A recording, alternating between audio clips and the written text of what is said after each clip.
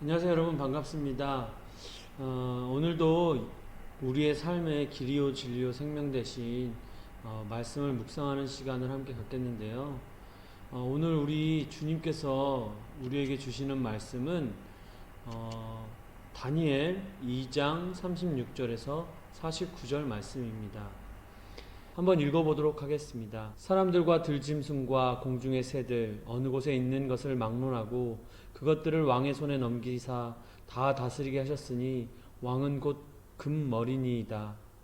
왕을 뒤이어 왕보다 못한 다른 나라가 일어날 것이요 셋째로 또 놋 같은 나라가 일어나서 온 세계를 다스릴 것이며 넷째 나라가 강하기가 쇠 같으리니 쇠는 모든 물건을 부서뜨리고 이기는 것이라. 쇠가 모든 것을 부수는 것 같이 그 나라가 문 나라를 부서뜨리고 찢을 것이며 왕께서 그 발과 발가락이 얼마는 토기장이의 진흙이요 얼마는 쇠인 것을 보셨은즉 그 나라가 나누일 것이며 왕께서 쇠와 진흙이 섞인 것을 보셨은즉 그 발가락이 얼마는 쇠요 얼마는 진흙인즉 그 나라가 얼마는 든든하고 얼마는 부서질 만한 것이며 왕께서 쇠와 진흙이 섞인 것을 보셨은즉 그들이 다른 민족과 서로 섞일 것이나 그들이 피차 합하지 아니함이 쇠와 진흙이 합하지 아니함과 같으니라. 이 여러 왕들의 시대에 하나님이 한 나라를 세우시리니 이것은 영원히 만왕하지도 아니할 것이요 그 국권이 다른 백성에게도 돌아가지도 아니할 것이요 도리어 이 모든 나라를 쳐서 멸망시키고 영원히 설 것이라. 손대지 아니한 돌이 산에서 나와서 쇠와 놋과 진흙과 은과 금을 부서뜨린 것을 왕께서 보신 것은 크신 하나님이 장래의 일을 왕께 알게 하신 것이라.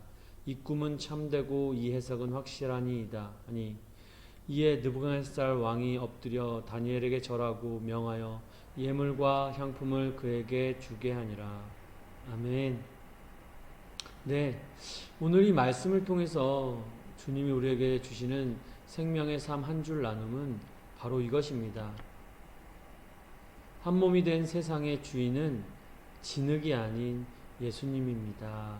라는 말씀입니다. 네, 오늘 이 말씀을 가지고 묵상을 했을 때 저는 처음에 이제 꿈을 해석하니 이제 다니엘과 그 친구들이 잘 될 일만 남았구나 라는 생각으로 묵상을 시작했습니다. 근데 제가 갑자기 어제 묵상했던 말씀과 연계해서 생각나는 게 있는데, 어제 보니까 머리는 금이라고 그랬고 두 팔과 가슴은 은이라고 그랬고 배는 노신 청동이래요. 그리고 종아리는 쇠고 발의 일부는 쇠며 일부는 진흙이라 라는 묵상이 떠오르는 거죠. 오늘 묵상을 보니까 이 묵상의 핵심은 마치 느부갓네살 왕 이후의 시대를 역사처럼 흘러가며 이야기하고 있는 것 같은데, 보니까 금과 은과 청동과 쇠와 진흙이 제가 배웠던 역사 시간, 전문적인 지식을 가진 것은 아니지만 시대별로 청동기 시대 같기도 하고 철기 시대 같기도 하고요. 이렇게 흘러가나 했어요. 그런데 그냥 제 순간 제 마음을 붙잡은 게 이 진흙이었습니다. 그러면 이 진흙은 뭐지? 라는 생각이 들었어요. 이게 지금 이 오늘 말씀에서 이루어진 것처럼 거의 마지막 때의 이야기인 것 같이 마지막에 언급되고 있는데, 그렇다면 이 진흙은 뭐지? 라는 생각이 들었고, 또 하나는 제가 이 그림을 그리다 보니까 이 시간의 역사들이 윤세계와 열방과 그 역사들이 한 몸인 것 같은 거예요. 그래서 저는 오늘 이 한 몸이라는 말과 이 진흙이라는 말에 머물러서 묵상을 하게 되었습니다. 먼저는 올 한 해 주님이 저에게 계속 묵상하게 하시는 것이 이 세상의 모든 사람들이 주님을 머리로 한 한 몸이라는 깨달음을 계속 반복해서 주고 계세요. 내가 금이고 은이고 청동이고 쇠고 진흙이고를 자랑하거나 주장하는 것이 아니라, 제가 항상 말하지만 눈에 먼지가 들어가려 할 때 손이 눈을 가리고 눈꺼풀이 눈을 껌뻑이는 것은 당연한 것이지, 눈꺼풀이나 팔이 눈에게 내가 너 이렇게 도와줬어, 나중에 갚아 라고 말하거나 자랑하지 않는다는 거죠. 여러분, 이 나라와 이 민족과 열방이, 그리고 우리와 모든 것들이 한 몸이라는 이야기를 하는 것 같았어요. 여전히 또한 은혜가 됐죠. 그렇구나, 내가 아프리카에 가서 봉사활동을 하며 살았던 것도 내가 잘나서도 아니고 내가 더 착해서도 아닌 마땅한 거였구나 라는 생각과, 내가 만나는 모든 사람들과 내가 한 몸이니 내가 그들을 돕고 사랑하는 것이 마땅하구나 라는 생각이 들었어요. 또 하나는 진흙이었어요. 근데 이 진흙은 참 이해가 안 되더라고요. 아니, 금, 은 다 귀한 거고, 청동도 귀한 거고, 쇠도 철기 시대가 모든 역사의 핵심적 권력이었던 것을 생각해 보면 다 소중한 것들인데, 왜 역사의 마지막 때의 모습이 쇠와 진흙으로 비유되었을까 라는 생각이 들었어요. 그런데 생각을 해보니 진흙이 아니라 토기장의 진흙이라고 나와 있는 거예요. 여러분, 이 말씀은 어디서 많이 들어보지 않았습니까? 찬양에도 있어요. 예수 그리스도가 우리의 토기장이시고 너희는 진흙이라 라고 말씀하신 말씀이 번뜩 떠오르는 거죠. 그럼 이 진흙은 뭘까요? 저는 우리 인간이라는 생각이 들었어요.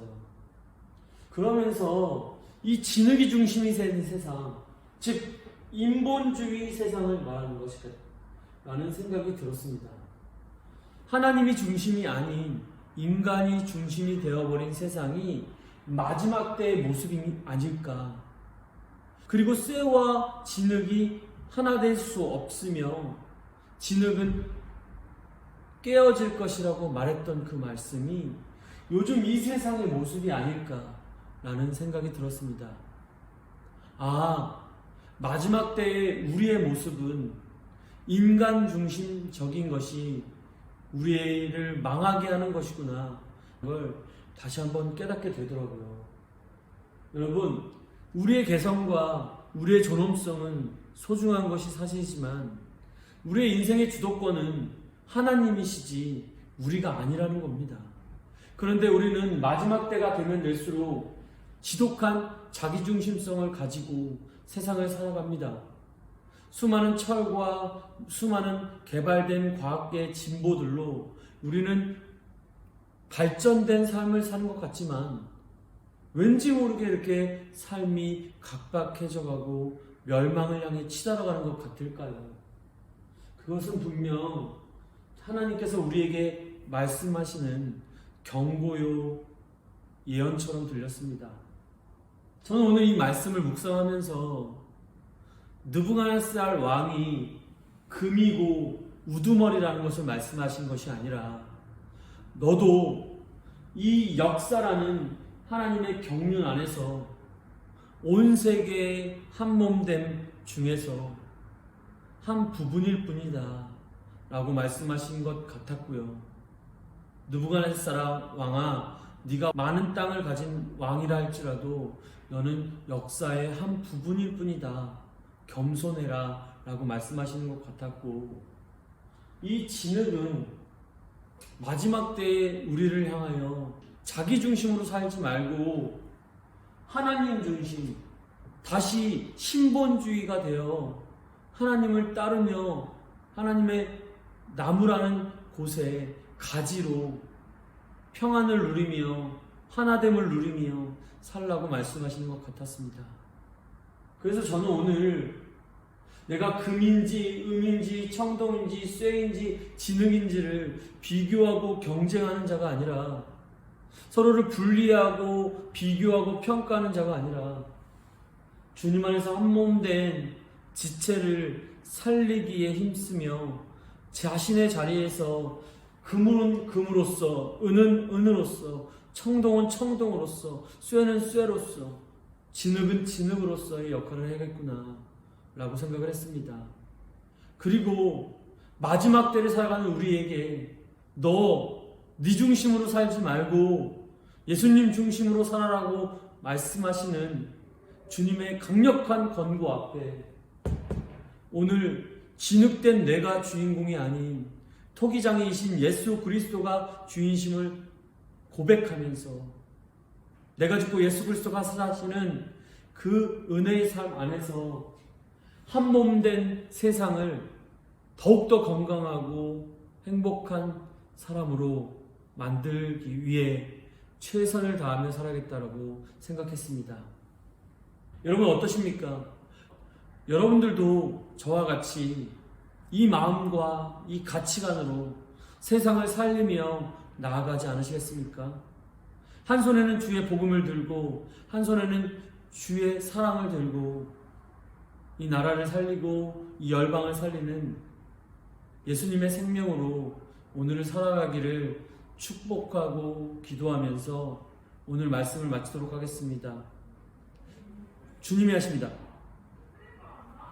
사랑합니다.